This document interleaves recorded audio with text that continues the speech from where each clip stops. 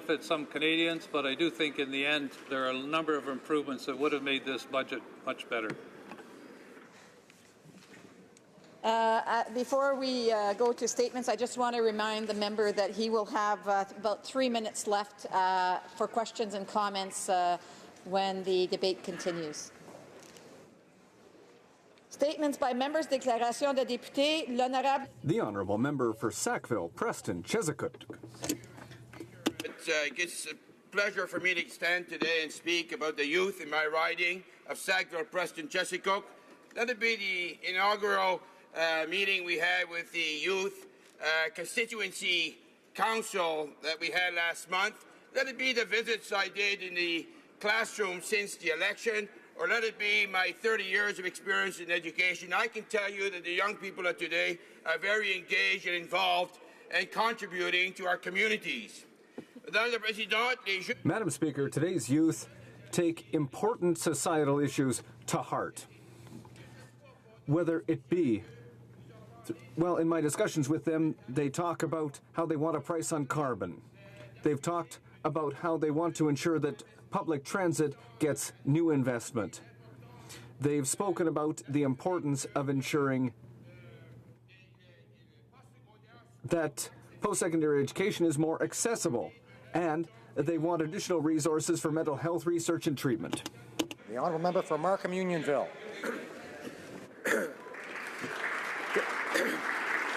Thank you, Mr. Speaker. Last week I attended 2 wonderful Christmas parades in my riding of Markham Unionville.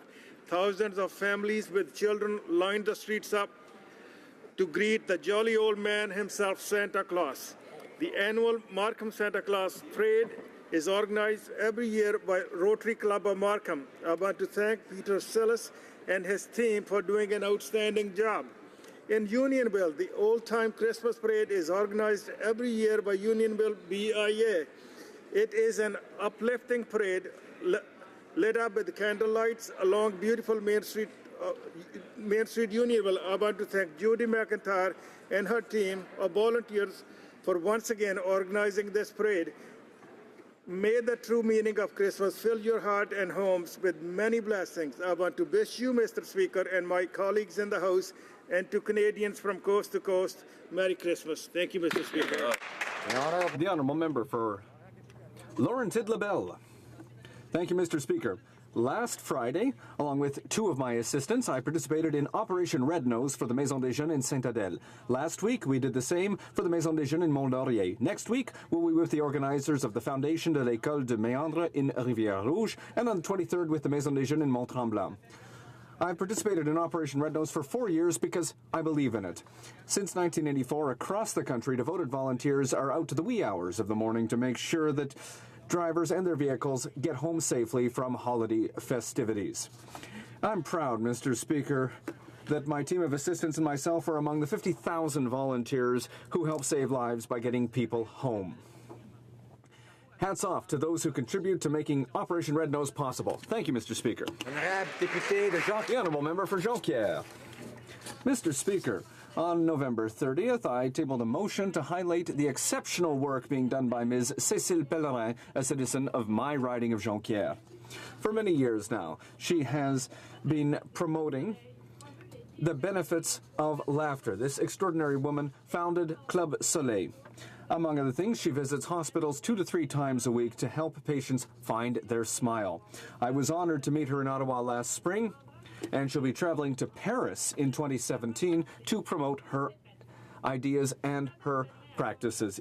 If Ms. Pellerin speaks to the importance of laughter, well, it's because it's known that it's an antidote to stress and to anxiety.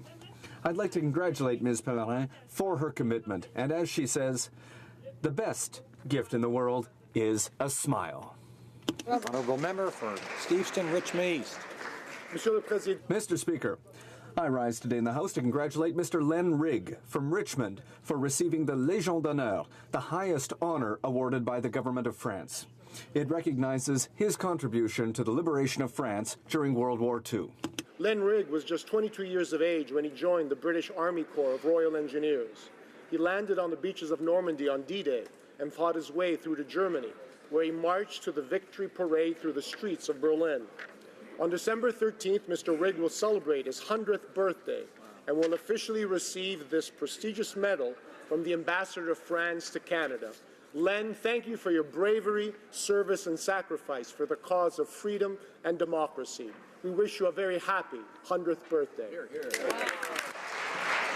The honourable member for Kitchener-Conestoga. Mr. Speaker, Christmas is on the way. This past weekend, I had the wonderful privilege of participating in 3 Christmas parades. In Elmira, Baden, and New Hamburg, thousands of children, teens, parents, and grandparents lined the sidewalks as the parade made its way down the street. Shouts of Merry Christmas filled the air as children sat on their father's shoulders or huddled under blankets in little red wagons. Before Christmas, I will have the fun of 4 more parades in St. Agatha, St. Clements, New Dundee, and Wellesley. This weekend, I also participated in the Christkindle Market in Kitchener, the Lioness Christmas tree lighting in New Hamburg, and the Christmas turkey and food hamper drive for the House of Friendship.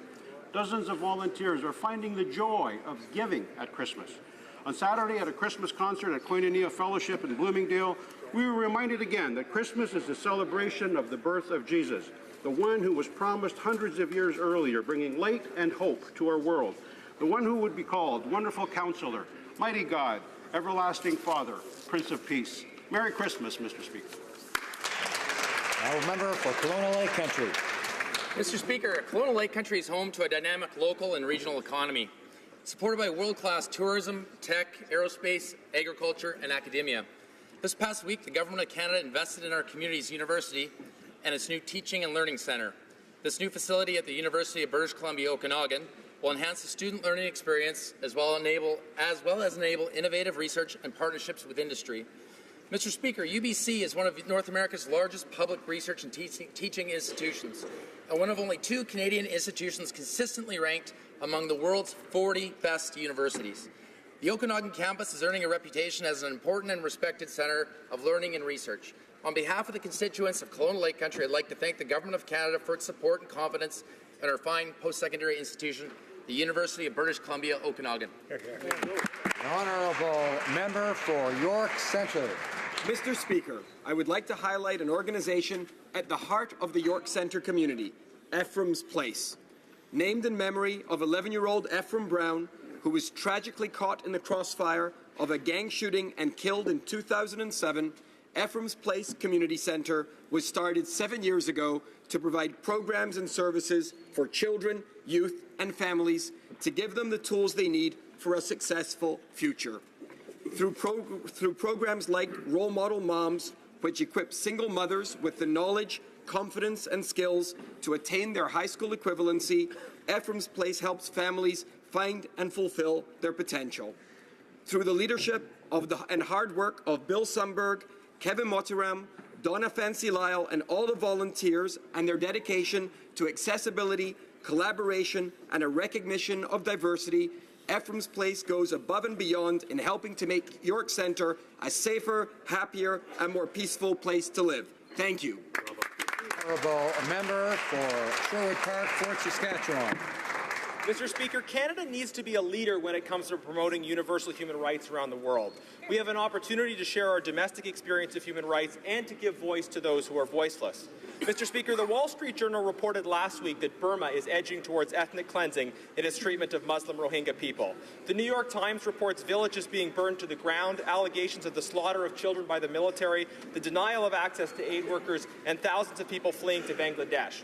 Despite praise heaped on Aung San Suu Kyi over the years, the treatment of the Muslim Rohingya have continued to get worse under her government. In recent weeks alone, hundreds of Rohingya people have been killed and tens of thousands displaced.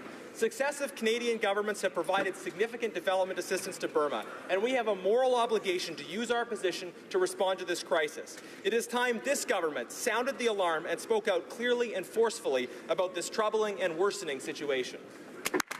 The honourable member for Newmarket Aurora. Thank you, Mr. Speaker. I'm proud to rise today to pay tribute to some of the outstanding members of Central York Fire Services in Newmarket Aurora. On November 3rd, I was pleased to attend the annual recognition ceremony where firefighters were honoured for their service. I was particularly pleased to present the Federal Exemplary and Long Service Medals and Bars to Tom Hunter, Jason Shepstone, Jonathan Healy, Mike Jacques, Bill Lorimer, Kevin Saunders, Kevin Saxton, Les Chason, Rick Roylance, Jim Allen, Jim Davis, and the 40-year federal and provincial long service bar to Chief Ian Lang. Unfortunately, Mr. Speaker, the night did have a somber tone, as Greg Tremblay, a firefighter with over 30 years of service, suddenly passed away the day before the ceremony. His medal was presented to Jim Allen, a lifelong friend. Congratulations to all for their dedication, to all men and women of Central York Fire Services and all first responders in Newmarket Aurora and across Canada. Thank you for your service to all of us. The Honourable Member for Pierrefonds-Dollard. Mr. Speaker, today I will be presenting a petition that condemns Islamophobia. In a powerful statement of support, this petition has garnered the most signatures in the history of e-petitions in Canada. Though I stand as a Liberal, this petition was supported across party lines. I'm proud to say that a motion condemning Islamophobia based on this petition was passed in the House of Commons with unanimous consent. To my colleagues across the aisle, thank you for your enduring commitment to the Canadian ideal of religious freedom. At times like these, we are a house united, stronger for our differences. So let it be known that while the clouds of hatred and intolerance darken parts of our world, here in Canada, the light shines bright. In our country, we value diversity, and we, as a people, stand together to condemn all forms of religious discrimination. Bravo.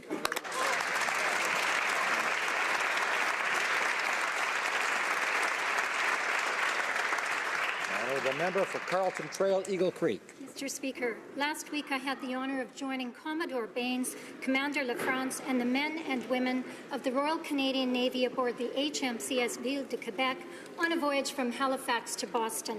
It was an incredible experience for a prairie girl, not only to be at sea, but to see our officers and sailors in action. The professionalism that each member of the crew displayed is a credit to both their character and their training. I would like to thank the RCN for this tremendous opportunity and for the work they do each and every day on behalf of all Canadians. To you, Mr. Speaker, and every member of this place, if you haven't already done so, say yes to the Royal Canadian Navy the next time they offer parliamentarians the opportunity to join them on a voyage. To the crew of the HMCS Ville de Quebec, Godspeed on your journey home. The Honourable Member for Mississauga, Erin Mills. Mr. Speaker, I'm a young, brown, Muslim Canadian woman. When I moved to Canada in the 90s, a young girl trying to make this nation my home, some kids in school would yell as they pushed me, "Go home, you Muslim." But I was home. I'm among thousands of Muslims who have been victimized because of hate and fear. I'm a proud Canadian, a Canadian among hundreds and thousands of others who will not tolerate hate based on religion or skin color. I rise today with my fellow Canadians to reject and condemn Islamophobia. On this historic day, when petition E411 is tabled, I'm honored to bring forward motion 103, calling on our government to condemn Islamophobia and work towards eliminating all forms of systemic racism and religious discrimination. I look forward to the support of all members of this House. Mr. Speaker, we are all Canadian.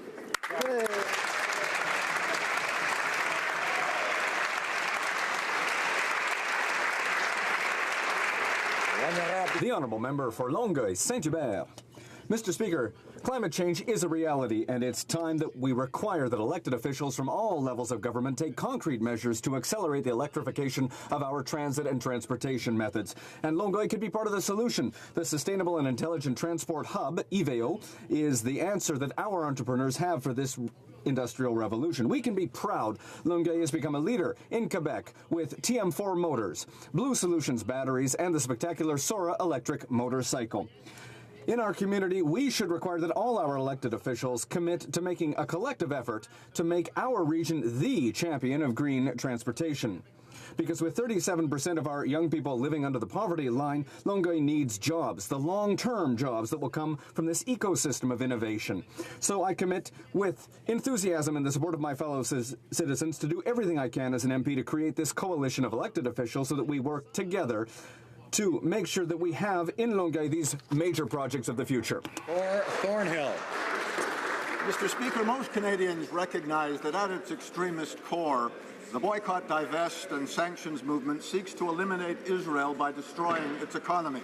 That's why in August, Canadian Jewish community groups were supported by citizens across the religious spectrum in condemning a Green Party resolution to embed BDS as official party policy. This weekend, the Green Party passed a rewritten so-called compromise resolution that is, in fact, its most anti-Israel position yet. CIJA, the Center for Israel and Jewish Affairs, says the resolution confirms that the Green Party has been co-opted by extreme activists who, in an obsessive campaign of prejudice against Israelis, threaten the party's own credibility and relevance in Canadian politics. Mr. Speaker, earlier this year, by a large majority, this House formally condemned the demonization of the State of Israel. Mr. Speaker, I hope MPs will reaffirm that powerful statement today. The Honourable Member for Richmond Hill. Mr. Speaker, November 25th was the International Day for Elimination of Violence Against Women. And to raise awareness on this issue, our Minister of Status of Women initiated the 16th Day of Activism Against Gender Balance Violence 2016 campaign. Through this initiative, she is inviting Canadians to think about the link between casual sexism and gender-based violence. To partake in this conversation, I must recognize Yellow Brick House, a non-for-profit charitable organization in Richmond Hill that has been working with abused women and children in York Region over 38 years. Last year alone, they assisted over 5,500 women and children suffering from violence and abuse. Mr. Speaker, the hashtag for this 16-day period is Actions Matter. Well, Mr. Speaker, I attest today in this House that the actions of Yellow Brick House matters for changing lives in my riding of Richmond Hill. Thank you. Oral questions, questions orales, Honorable Chef de l'Opposition. The Honourable Leader of the Opposition. Mr. Speaker, Canada has now lost 30,500 full-time jobs since the Prime Minister took office, and it's about to get a lot worse. While the Prime Minister continues to hike taxes and drive up the cost of doing business in Canada, the U.S. is going in the other direction. They're committed to cutting corporate taxes in half and lowering the price of energy. So, Mr. Speaker, how many more Canadian jobs need to be lost before the Prime Minister wakes up to this new reality? The Honourable Minister of Economic Development. Mr. Speaker, since we formed government along with industry, we've helped create 183,200 jobs, Mr. Speaker, from coast to coast to coast. For example, GM Canada is investing up to 1,000 new engineering and high-tech software positions, Mr. Speaker. You know what the GM Executive VP of Global Product Development said? He said, we selected Canada for this expansion because of its clear capacity for innovation, proven talent, and strong ecosystem of great university startups and innovative suppliers, Mr. Speaker. That is why companies are investing in Canada. The Honourable Leader of the Opposition. Mr. Speaker, the Minister of Industry knows full well that the measure that people look at is the full-time jobs created. We've lost 30,500 full-time jobs, and this government and he and the Prime Minister have not created one additional full-time job since coming into office. Now we hear he also wants to tax the health and dental benefits provided by employers, which will mean working Canadians will have to pay even more income tax. Mr. Speaker, can the Prime Minister now promise in this House that he's not going to tax the health and dental benefits that 13.5 million Canadians rely on? The Honourable President of the Treasury Board. Mr. Speaker, we are making Canada's tax system fairer and more progressive.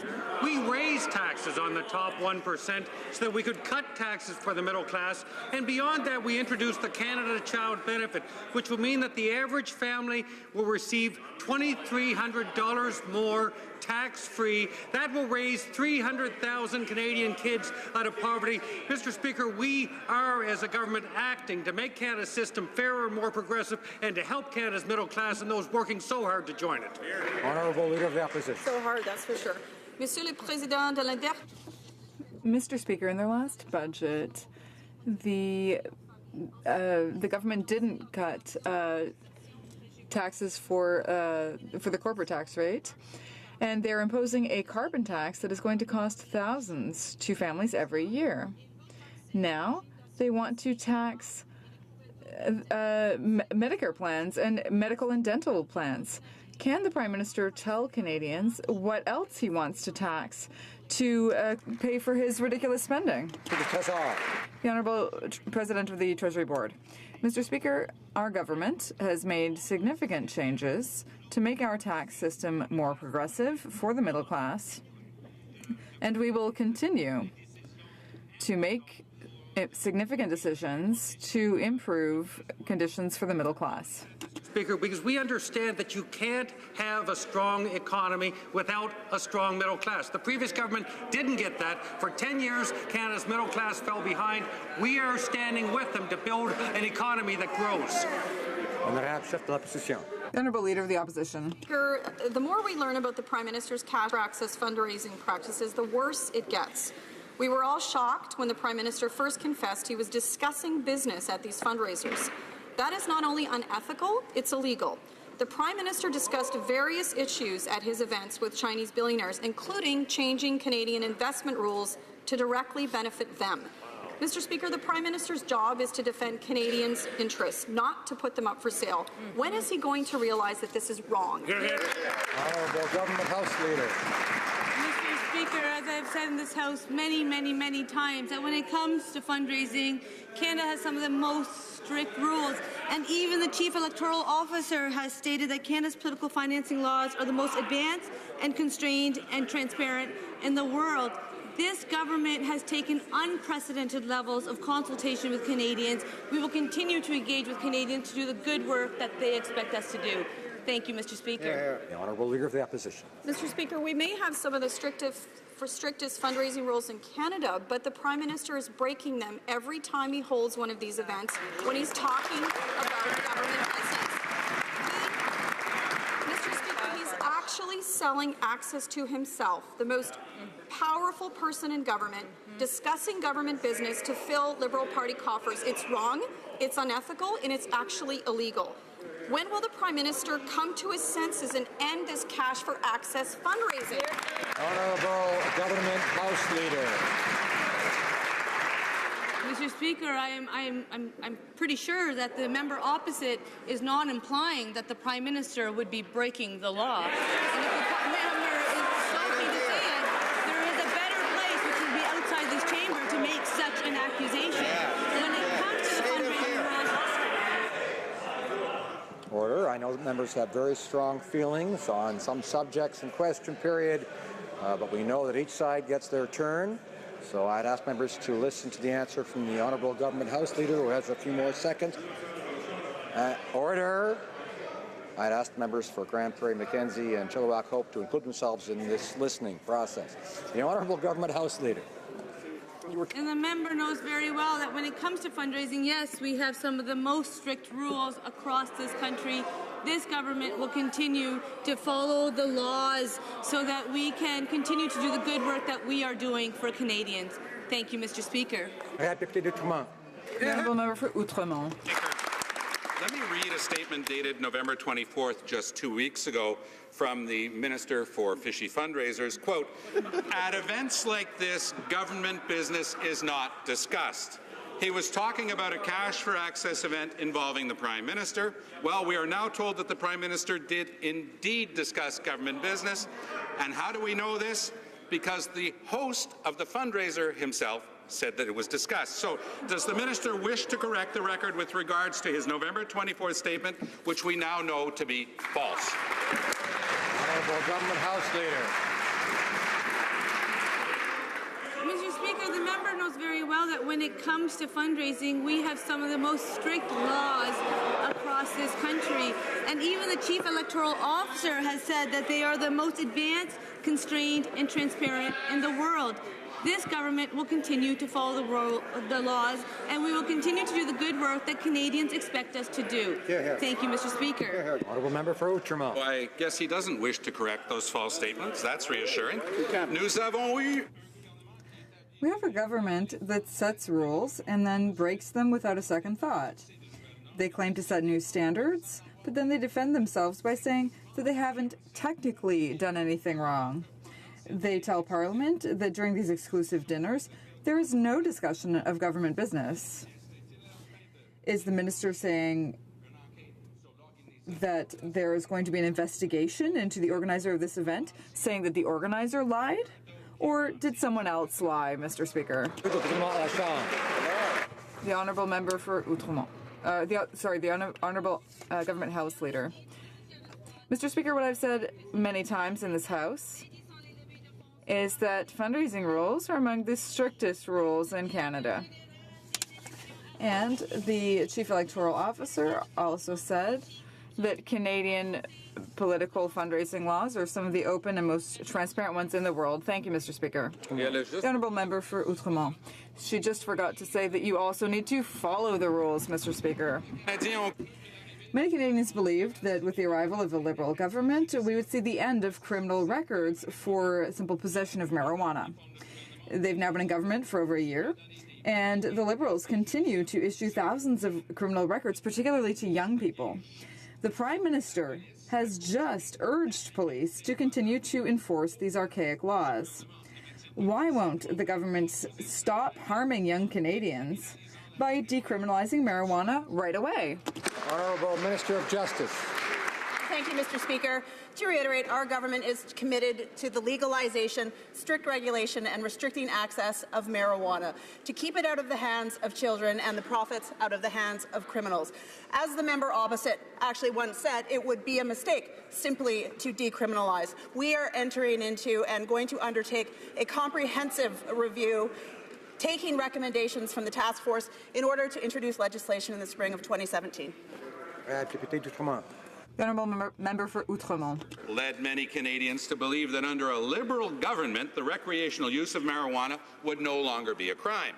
He used to say very clearly that the current war on marijuana is not working.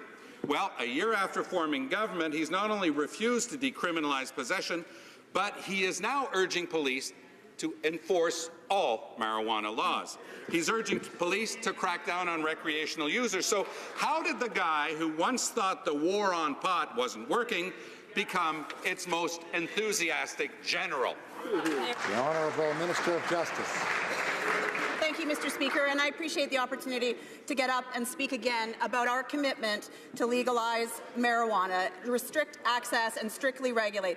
I'm looking forward to receiving the report from the task force, which will contain recommendations about how we can move forward on this, our understanding that it's our government that will decide. The ultimate objective of legalization of marijuana and restricting access and regulations are to keep it out of the hands of children and the profits out of the hands of criminals. Député de Lac-Saint-Jean. The Honourable Member for Lac-Saint-Jean. Thank you, Mr. Speaker.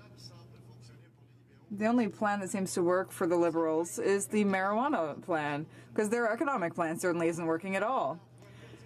Over 30,000 jobs lost in Canada. They're creating debts for future generations, Mr. Speaker. They're promising money that they don't have, and they're creating illusions. When will they wake up? Now, the U.S. wants to lower tax for businesses. When will they wake up and see that their plan is not working, Mr. Speaker? The Honourable Minister for Economic Development. Mr. Speaker, I'm proud to be part of a strong team with 40 members working in Quebec. Thanks to measures that we've taken,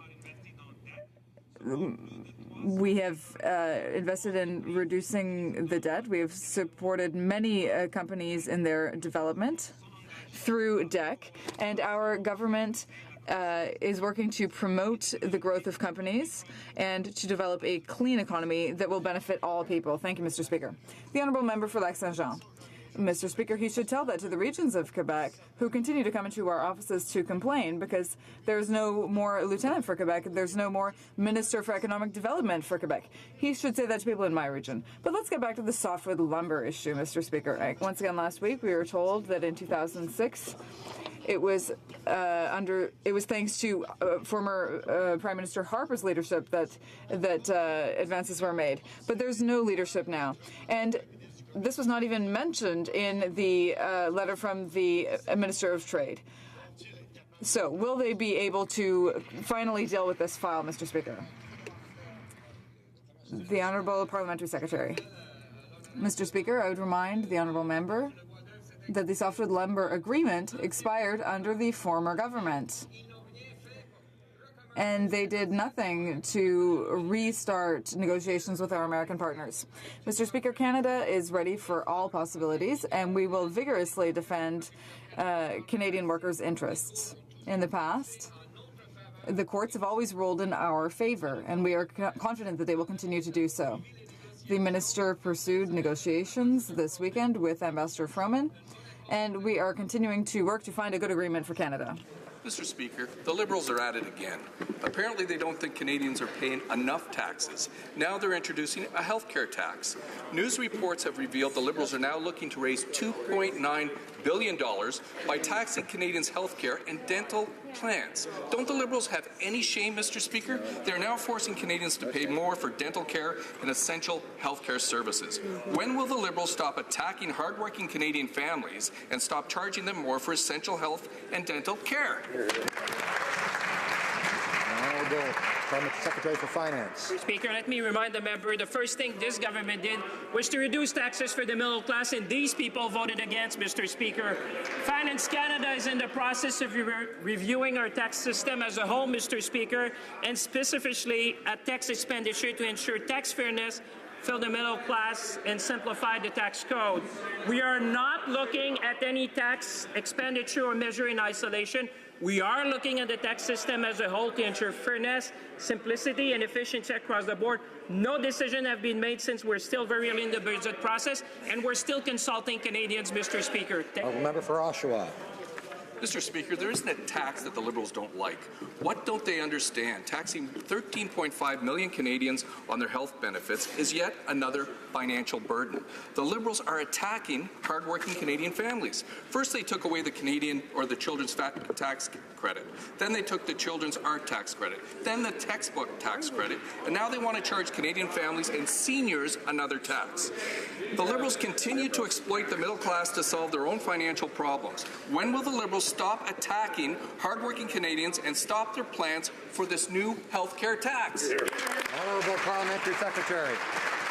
Mr. Speaker, the members knows very well the only government who stood up for the middle class is this government, Mr. Speaker. The people on the other side voted against every measure we presented to defend the middle class in our country. They voted against cutting taxes for the middle class. They voted against the Canada Child Benefit. They voted against CPP enhancement in this country. They voted against the GIS top-up for a senior. They voted against a measure for students in this country. Mr. Speaker, Canadians know who's working for them. It's on this side of government. Thank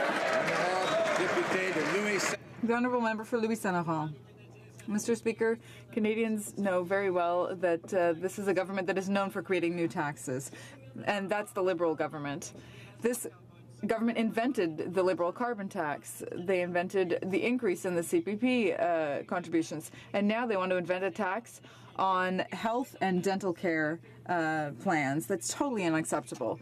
Mr. Speaker, does anyone in this government, will anyone in this government stand up and tell Canadians clearly, no, there will not be any new tax on health and dental care plans? The Honourable Parliamentary Secretary. Mr. Speaker, there's one thing that we don't make up here. We take action on this side of the House, and Canadians know it. Why, Mr. Speaker? Because we cut taxes for 9 million Canadians. That is tangible results for Canadians. We created the Canada Child Benefit, and 9 families out of 10 will be benefiting from that.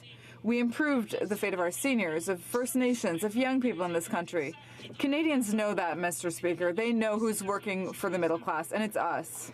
The Honourable Member for Louis Saint-Laurent. Canadians clearly heard this government. The government is unable to say whether yes or no there will be a new tax on health and dental care plans. Mr. Speaker, we're talking about 13.5 million Canadians who would be affected by this poor Liberal policy. $3 billion less in taxpayers' pockets. The Liberals are going to be taking this money from them. Once again, I'll ask the government the question, will anyone in this House stand up and clearly say, no, there will be no Liberal tax on these two issues that directly affect 13 million Canadians? The Honourable Parliamentary Secretary.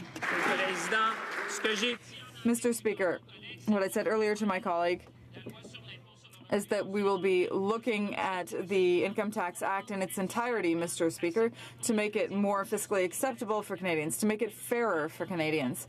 But, Mr. Speaker, my colleague didn't talk about the millions of Canadians that we helped. He voted against a measure that will benefit 9 million Canadians when we cut taxes for the middle class. He voted against the Canada Child Benefit, which will help 9 families out of 10. He voted against all of the measures that we put forward. He voted against measures that help seniors. Canadians know who's working for them. The Honourable Member for La Petite Patrie. Sometimes it's better to laugh than cry. The new online questionnaire from the Minister of Democratic Reform is so ridiculous, so biased, so crude that no one can take it seriously. They managed to create a questionnaire about election reform that doesn't even talk about the voting system. They just threw the question aside. And they're trying to scare people by talking about extremist parties. Can the minister stand up and finally admit that they're not going to change anything? Mr. Speaker, I thank the honourable member for allowing me the opportunity to rise on this traditional Algonquin territory and to talk about a new initiative we launched this morning. MyDemocracy.ca is a new, engaging initiative that will allow all Canadians to have an opportunity to have a say in this conversation. Mr. Speaker, as of just a few hours ago, over 8,000 unique users have participated in this conversation about the values they find most dear to them. We look forward to hearing from many more over the course of this month. Honourable Member for Stina-Bulkley Valley. 20,000 tweets mocking this minister's survey. The first rule of engagement the Liberals should learn is not to treat Canadians like they're stupid. Last week, the Minister for Democratic Institutions insulted our committee and the thousands of Canadians who participated with us in this process because we weren't specific enough for her. Yet today we see a pop psych survey from this minister and there's no mention of electoral systems whatsoever. Almost 90% of everyone who spoke to the committee recommended a proportional voting system, yet the minister can't even bring herself to put the word proportional in her survey. If the minister truly wants a clear answer, why would she simply ask the obvious questions? The Honourable Minister of Democratic Institutions. Mr. Speaker, I thank the honourable member for his question and for his hard work on the Special Committee on Electoral Reform. Mr. Speaker, research around the world shows, as does the report from the committee, that the best way to have a conversation that is inclusive, that is accessible about electoral reform with the citizenry is through a value-based approach. Should there be more diversity in this House? Should there be smaller parties representing a diverse range of voices, or should we have larger parties representing a broad set of perspectives? Should voting be mandatory and online? These are the questions we're asking. Honourable Opposition House Leader. Honourable Member for Lanark, Carlton, Kingston. Frontenac, Kingston. Mr. Speaker, being on MyDemocracy.ca doesn't feel like a value-based approach. It feels like being on a dating website designed by Fidel Castro. No matter how hard you try to be against the Prime Minister's preferred electoral system, the survey tells you that you really do support it. It's like magic. Also with this website, the government has finally found a way of resolving the problem that Canadians keep on giving Liberals the answers they don't want. Just don't ask those questions. For example, the questionnaire doesn't ask whether Canadians want a referendum. And I wonder why that might be. Would it be because the Liberals don't want to know the answer to that particular question? Honourable Minister of Democratic Institutions. Mr. Speaker, I thank the honourable member for his question, and I imagine he's taken the survey. And I encourage all Canadians to participate in the survey. I thank all members of this House who have been participating, who have been sharing it on social media. Mr. Speaker, an issue as important as electoral reform deserves to include all Canadians from all walks of life. That's why Canadians can not only fill this questionnaire out online, but Mr. Speaker, for those in rural and remote regions, for seniors, for those who are not comfortable online, they're invited to take part by using the telephone. The Honourable Member for Richmond-Athabasca. Mr. Speaker, on October 19th, someone in this House said, what we did was we set up a committee that will make well-thought-out recommendations, responsible recommendations, and we will listen to the results of the committee's work. Who said that? The Prime Minister himself. Mr. Speaker, Experts, Canadians, and the committee were very clear. A referendum is needed before there's any change made to our voting system. Will the minister finally understand and require that we need a referendum to change the voting system, or will she simply listen to herself? Mr. Speaker, I thank the honourable member for his question and for his hard work on the Special Committee on Electoral Reform. Mr. Speaker, the committee tabled a report in this House on December 1st. We're going to reflect on the report and the government will respond. But we all agree in this House, Mr. Speaker, that not enough Canadians are engaged in this conversation. There is an opportunity here for every Canadian. 15 million households, Mr. Speaker, have received an invitation in the mail asking them to be part of this historic conversation. We're counting on all members of this House to encourage their constituents to take part. Honourable member for Barrie, Springwater, Oro-Medonte. Mr. Speaker, last week the Justice Minister denied there had been a leak of the marijuana report to Liberal friends. But after Rosie Mondin, a Liberal cannabis crony, donated the maximum allowed by law, she tweeted, quote, "Task Force report being presented to government today. Report won't be made public, but hope to hear snippets." Is the Liberal Party selling insider information to people willing to pay cash for access? The Honourable Minister of Justice. Well, thank you, Mr. Speaker, and I rise again to answer these allegations. To be clear, I have not seen the task force report. I will receive the task force report in the middle of December, along with my ministerial colleagues, along with every member of this House, along with the public. And then we will review those recommendations, and the government will put forward its legislation with respect to the legalization of marijuana. The honourable member for Barrie, Springwater, Oro-Medonte. Well, Mr. Speaker, on Thursday, the Justice Minister claimed her marijuana report had not been leaked. But 2 hours later, details of the leaked report were already appearing in the media. Both the National Post and Globe and Mail quoted, quote, "sources familiar with the report." The report has been leaked. Is the minister in on the deal or just incompetent? Mike Bill. The Honourable Minister of Justice. Well, thank you, Mr. Speaker. And again, this gives me an opportunity to rise to recognize that we have received, the task force submitted the report on November the 30th. That report is being translated. I have not seen this report, nor has anybody else among my ministerial colleagues. This report will be presented in the middle of December. I'm very thankful for the work of the task force, who, in a concentrated manner over the course of 6 months, have put together the report that will provide recommendations that will assist us in terms of moving forward with legislation. The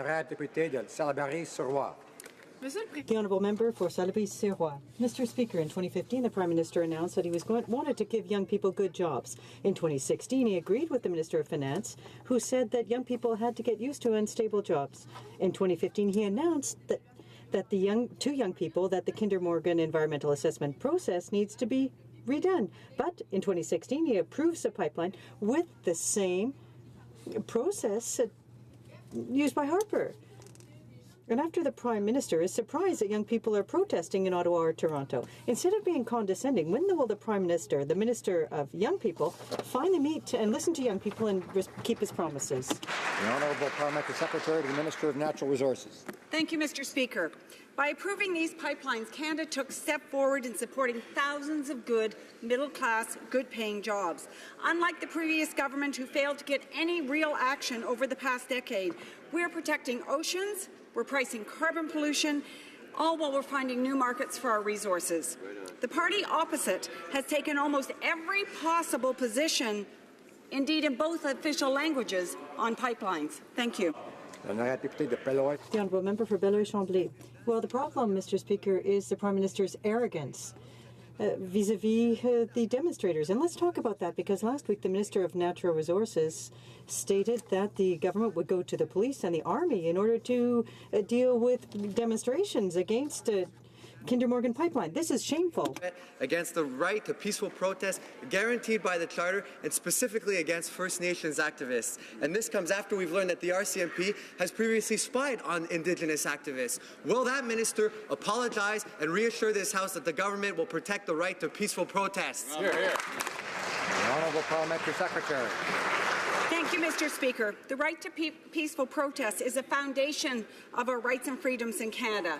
And as a government, we respect that right. Indeed, we confirm that in our election platform. As the Prime Minister has said, we would not have approved these projects if they did not meet the highest standards of environmental protection and did not carry the support of Canadians. Our goal right now is to make sure that the projects move forward in order to create jobs and build a cleaner, brighter future for Canadians. Thank you. Honourable Member for Scarborough North. Thank you, Mr. Speaker. In October, I had the pleasure of engaging with constituents in my riding of Scarborough North on the topic of electoral reform, building on the work of MPs who led town halls, the cross-country tour of the Minister and her Parliamentary Secretary, and the work of the Special Committee on Electoral Reform. Can the Minister of Democratic Institutions please inform this House on the way forward for our national conversation on electoral reform? Good. Mr. Order. Order.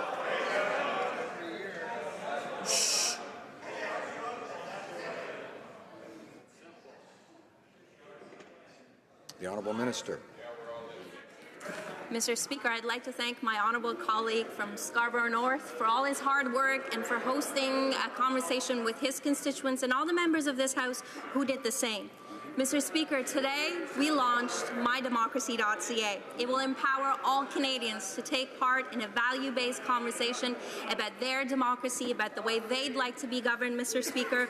The online engagement tool will complement the work of MPs like the honourable member, as well as the members of the special committee. We encourage all Canadians to spend time this December taking part in this survey. House Leader. Mr. Speaker, we know the Prime Minister doesn't care one iota about his own ethical guidelines. They are a prop for him and a joke. Everyone knows that. The Prime Minister openly and blatantly takes donations for the Liberals, and in return, he does favours for wealthy individuals so that they can make more money. Everybody gets some grease, and the Liberal gravy train rolls on. What is it going to take for the Prime Minister to have any respect for any laws in this country that may curb his out-of-control behaviour? A knock on the door from the Ethics Commissioner or maybe the RCMP? Honourable Government House Leader. Mr. Speaker, I appreciate the opportunity to rise in this House and to remind members that when it comes to fundraising, we have some of the most strict rules across the country. And this government will continue to follow the rules. And when you work with the Conflict of Interest Commissioner and you follow the rules, no conflict of interest can exist. And the member knows that very well. And what is clear is that the methods the previous government took and the ones that we are taking are very different because we follow the rules. Thank you, Mr. Speaker. Opposition House Leader. They are very different. There's no Prime Minister Harper talking business to Chinese communists and conservative fundraisers.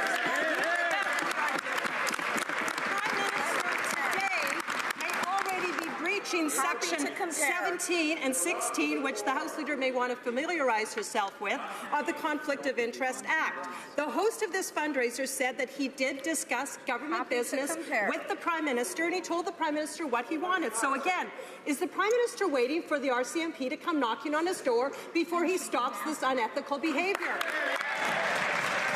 Honourable Government House Leader. Once again the opportunity to rise in this House and to remind all members of Parliament and Canadians that when it comes to fundraising, we have some of the most strict rules. And even the Chief Electoral Officer said to Canadians, and he stated very clearly that when it comes to fundraising, they are the most strict, constrained and transparent in the world. Thank you, Mr. Speaker. La députée de Portneuf-Jacques-Cartier. The Honourable Member for Portneuf-Jacques-Cartier. Mr. Speaker, a participant at the Liberal Party fundraising event on November 7th confirms that he directly discussed government business with the Prime Minister in exchange for a $1,500 contribution. However, here are the Liberal Party's ethical rules. People wishing to discuss government business at fundraising events cannot do it the night of the event. They must make an appointment. Can the Prime Minister confirm that he never discussed government business at that evening event? Honourable Government House Leader. Mr. Speaker, our government is working very hard for Canadians, and we have undertaken unprecedented public consultations in order to rise to the real challenges facing Canadians. As the member opposite knows, when it comes to fundraising, our rules are the strictest in the world, and our party is following the rules. Thank you, Mr. Speaker. Mr. Speaker, Chinese Onbang Insurance Group is trying to buy up the biggest retirement home chain in BC. This deal will have to be approved by the Prime Minister and the Cabinet. The Prime Minister has been caught being lobbied to approve this type of deal at, you guessed it, $1,500 cash for access fundraisers attended by wealthy Chinese investors. Mr. Speaker, the Prime Minister can no longer stand behind his tired rhetoric of following rules when it's clear to everyone that every rule has been broken. When will the Prime Minister start following the rules? The Honourable Government House Leader.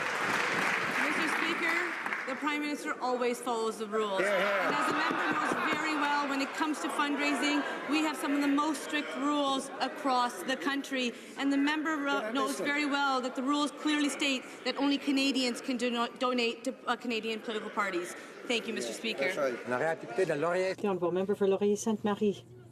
Thank you, Mr. Speaker. Mr. Speaker, this week marks the 6th anniversary of the unanimous vote by the House of Commons for a Convention on Nuclear Weapons. But unfortunately, a few weeks ago, the Liberal government changed its position and voted against negotiations for a convention. Soon there will be another vote at the UN. Will the Liberal government work with the international community and vote yes to a convention on nuclear weapons? Honourable Parliamentary Secretary to the Minister of Foreign Affairs. Monsieur le Président. Thank you, Mr. Speaker. That have nuclear weapons to be at the table as part of disarmament discussions. We did that when we recently led a UN resolution supported by 177 states. Our resolution has a goal to stop the production of materials used to make nuclear weapons and rallied nuclear and non-nuclear states alike toward the realization of the Fissile Material Cutoff Treaty. This is the realistic, pragmatic approach to nuclear disarmament and a major accomplishment. Member for Windsor-Tecumseh. Thank you, Mr. Speaker. Mr. Speaker, the government recently put into legislation C-33, which the Minister of Democratic Institutions said would break down barriers to voting. This is extremely important, but the legislation left out important aspects for people living with disabilities. They still face significant barriers when it comes to participating in elections, including access to qualified assistance during the act of voting itself. Will the minister keep her word to people living with disabilities and commit to addressing these issues? Honourable Minister of Democratic Institutions. Mr. Speaker, I want to thank the honourable member for the opportunity to talk about Bill C-33, but also about the passion I have for making sure that more persons with disabilities and exceptionalities have an opportunity to participate in their democratic processes. Mr. Speaker, the Chief Electoral Officer, in his report following the 2015 election, made excellent recommendations. I met with his advisory body on persons with disability with our own Minister for Persons with Disabilities, and I've connected with advocates across the country. I'm committed to making sure that we address this, and I look forward to working with the committee members of PROC to address this too. The Honourable Member for Beauport-Limoilou. Mr. Speaker, last week, the Procurement Minister stated she had no intention of informing Canadians of the financial details relating to the purchase of the Super Hornet fighter jets. She said she wanted to talk to Boeing first and with the U.S. government. So the minister is suggesting that her government still hasn't undertaken discussions with Boeing. That's incredible. And what's worse, that Canadians in this transaction are second-class third parties. The minister is accountable to Canadians and only to Canadians, Mr. Speaker. When is she going to rectify the situation and tell what the unit costs for these Super Hornet aircraft are? Public Services and Procurement. Mr. Speaker, we're going to do what is in the best interest of Canadians from coast to coast to coast. We're going to have an interim fleet that's going to make sure that our men and women have the equipment they need to do the job expected of them so that we can fill the capability gap. And when we're in a position to talk about the cost, we'll do that. We have an idea what the cost is going to be, but nobody shows their hand. Nobody shows their hand before negotiations actually are completed. Order. Order. The member for Selkirk Interlake Eastman. Well, Mr. Speaker, the Procurement Minister should actually talk to the Royal Canadian Air Force before she talks to Boeing. The Liberal government is relentlessly undermining our military leadership. This weekend, the procurement minister continued to contradict the commander of the Royal Canadian Air Force. She attacked General Hood and torqued up the Liberals' rhetoric on the fake capability gap. As a matter of fact, reports and experts agree that a capability gap would only occur if the Liberals try to extend the life of our CF-18s past 2025. Instead of playing politics, why won't the procurement minister listen to the Royal Canadian Air Force since they are the experts? The Honourable Minister of National Defence. Mr. Speaker, I do talk to my Chief Military Advisor, General Vance. I do talk to the Air Forces as well. Our government has commitments to NORAD and to NATO. To satisfy these commitments, we cannot do this simultaneously. That's that capability gap that we talk about. And, Mr. Speaker, the previous government knew about this gap, but they never told Canadians about it, and you did nothing about it. And this is something, Mr. Speaker, we intend to fix. The Honourable Member for Charlebourg-Haute-Saint-Charles. Thank you, Mr. Speaker. I'll give the Minister of Defence some help. We're going to give him some facts. On April 14, 2016, General Hood said there were enough CF-18s to fulfill our commitments until 2025. November 15, 2016, the Chief of the Defence Staff, Vance, said that, stating that there was a capability gap is an inaccurate conclusion. But that was before the Liberals changed the rules 5 minutes before confirming they were going to be buying outdated Super Hornets and, scandalously, taking down a report countering their reasoning. Mr. Speaker, when will the Liberals stop hiding the truth from Canadians? National Defence. Mr. Speaker, let's talk about the truth here. With the NORAD commitments and NATO commitments, these were commitments made as a nation. And every government that comes into power, we are obligated to meet up to those expectations, Mr. Speaker. What we are not willing to do is risk manage that gap. We are not willing to risk manage both our NORAD and NATO commitments simultaneously. We're going to making sure that we have aircraft available for any unforeseen situation, Mr. Speaker. And if anybody thinks we can't have any unforeseen situations, 9/11 was that time, Mr. Speaker. And we're going to make sure we're going to fix this gap. Honourable Member for Fundy Royal. Mr. Speaker, I'm very proud to share with this House that last Friday I had the pleasure of announcing over $13 million for the Fundy Trail Connector Roads, a transformational tourism project in my riding, which I've been championing since being elected. Can the Minister of Infrastructure and Communities please explain why projects like the Fundy Trail are so important to New Brunswick and to Atlantic Canada? Wow. Minister. Thank you, Mr. Speaker. I would like to thank my colleague from Fundy Royal for her question and for her ongoing efforts on this project. Our government is proud to support projects that connect communities, promote tourism, and support economic growth. Along with this project, we also announced 47 water projects, 5 transit projects in New Brunswick. We will continue to work with communities from coast to coast to coast to ensure that our new infrastructure meets their needs. Thank you, Mr. Speaker. Yes. Honourable Member for St. Albert, Edmonton. Mr. Speaker, Wynn's law would require prosecutors to disclose the criminal history of bail applicants, closing a loophole that cost Constable David Wynn his life. The Minister of Justice opposes this common-sense legislation. So, will the Minister tell Shelley Wynn, the widow of Constable Wynn, why she thinks it's okay for someone to be let out on bail without their criminal history being disclosed? Why is the Minister opposed to closing the loophole that cost Constable Wynn his life? The Honourable Minister of Justice.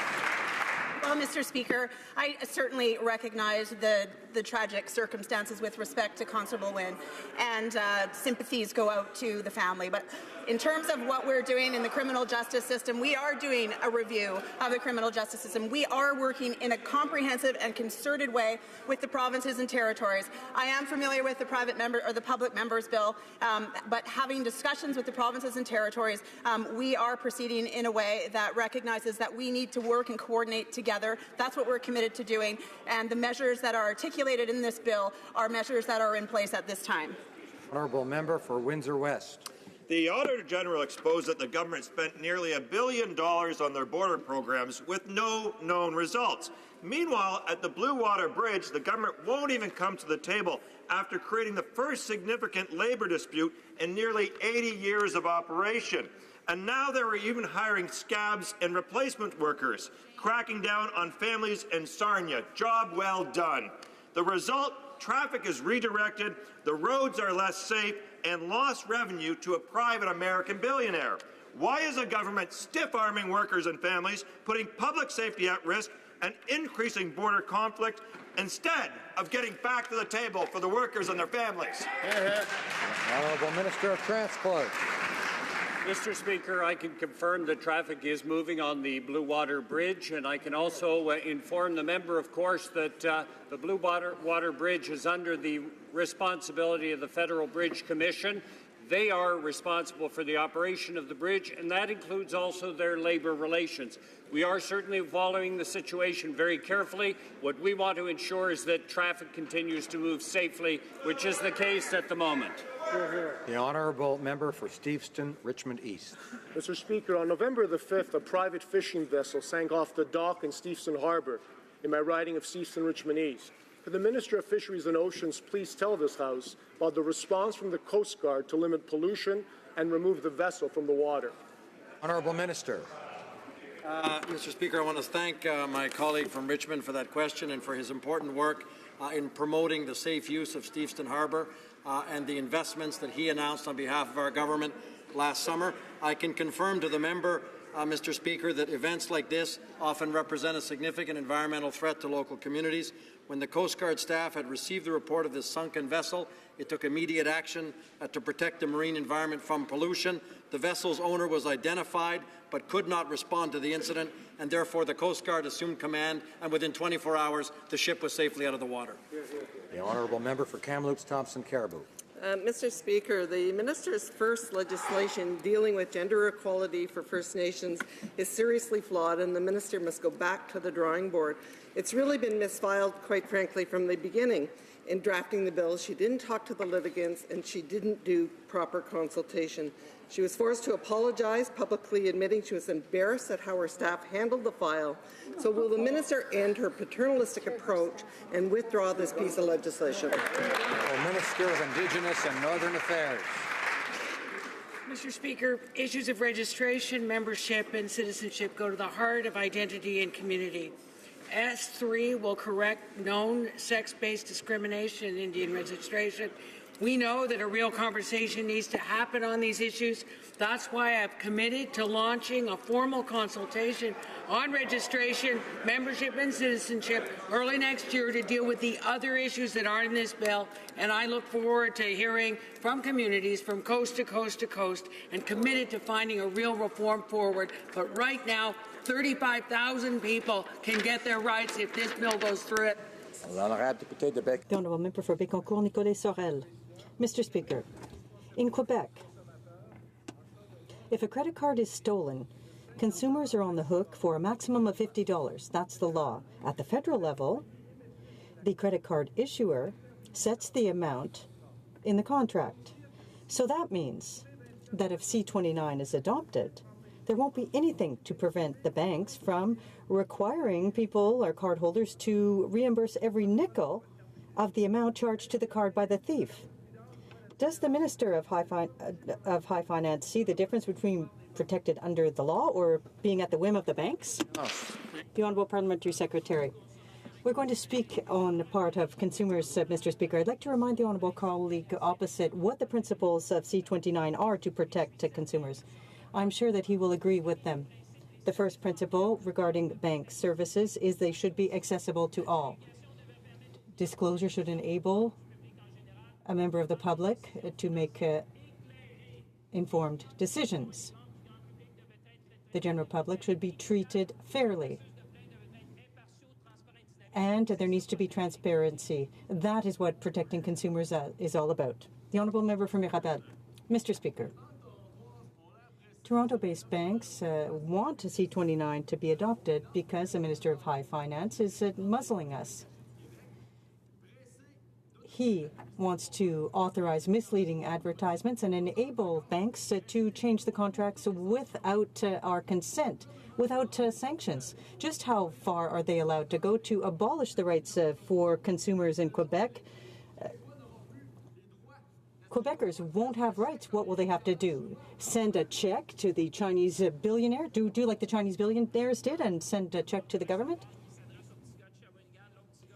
Well, I'm speaking for people from the regions. Quebecers, like the 40 members from Quebec here, Mr. Speaker, what the Marcotte decision told us to do or requested we do was to establish or to clarify consumer protection. That is exactly what we've done, Mr. Speaker.